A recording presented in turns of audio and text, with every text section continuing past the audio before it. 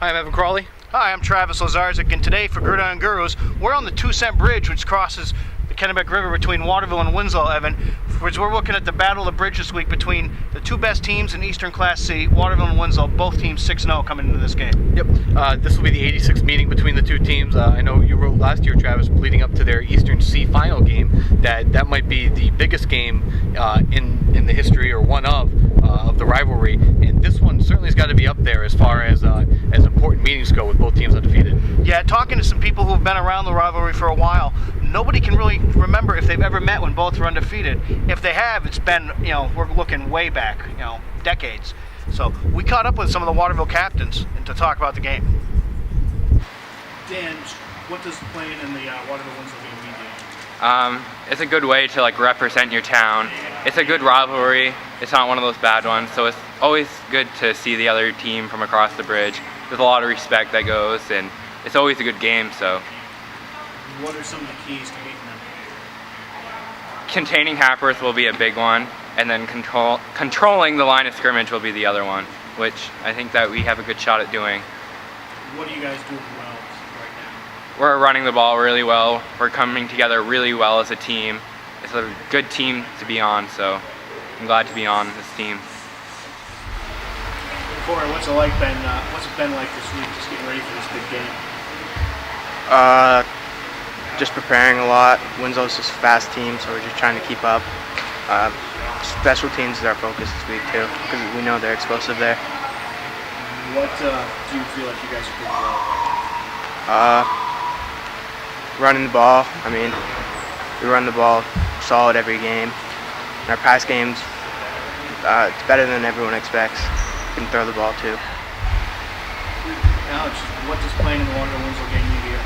It's really a pride game. Honestly, we have to do well so we can hold it over them for the rest of the season or the rest of the year. It's a big game for us. I look at it as kind of another game that we're playing in the season, trying not to take myself out. Your teammates mentioned stopping Dylan Hackworth. What do you guys got to do to kind of slow him down? Really contain, keep him on the inside of the field and not let him go outside and run up the sideline like he likes to do. Now, Waterville obviously has run the ball very well this season with Dan Pooler and Cam Thomas, but Winslow not too shabby on their end as well. Obviously a lot of threats over there, Travis. Yeah, when you look at the Winslow offense, you got to start with senior running back Dylan Hackworth, a 4-year starter. Bobby Chenard, a quarterback, a 3-year starter, has really come into his own this year, and wideout Justin Martin. They're probably the 3 big weapons Waterville has to look out for. Now, we caught up with the Winslow captains as well. Justin, what does the Waterville-Winslow game mean to you?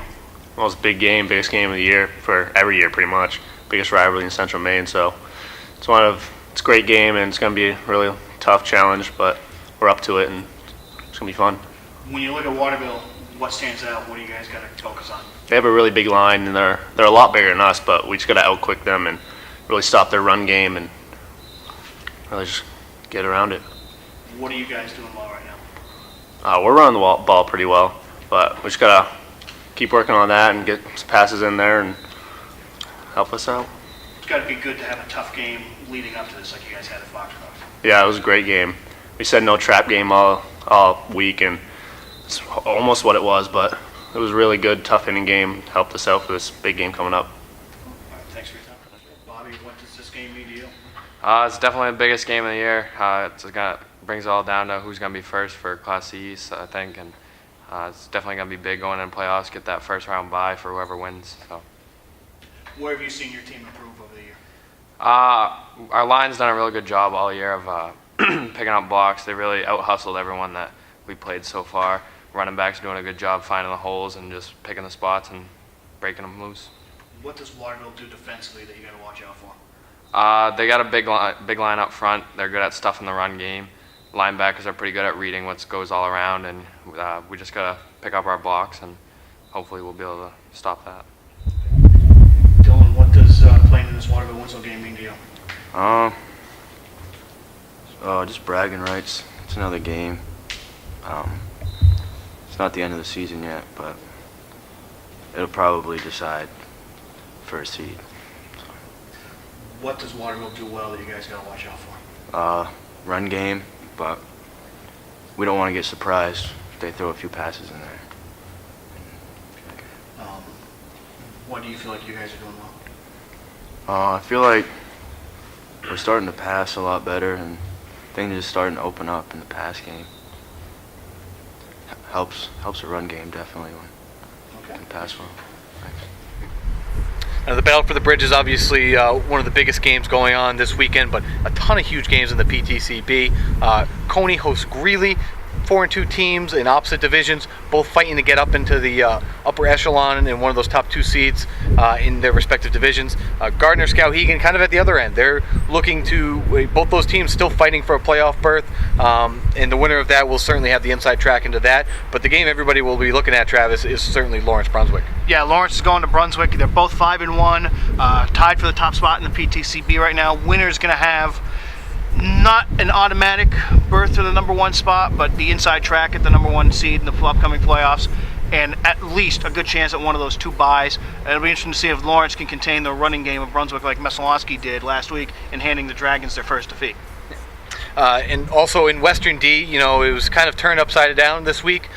Trape they self-reported using an ineligible player, forcing them to forfeit their 3 wins. They go from 3-2 and a potential top 4 seed in the playoffs. Now they're at the bottom, trying to fight their way in over Telstar and a couple other teams that are kind of at the bottom over there.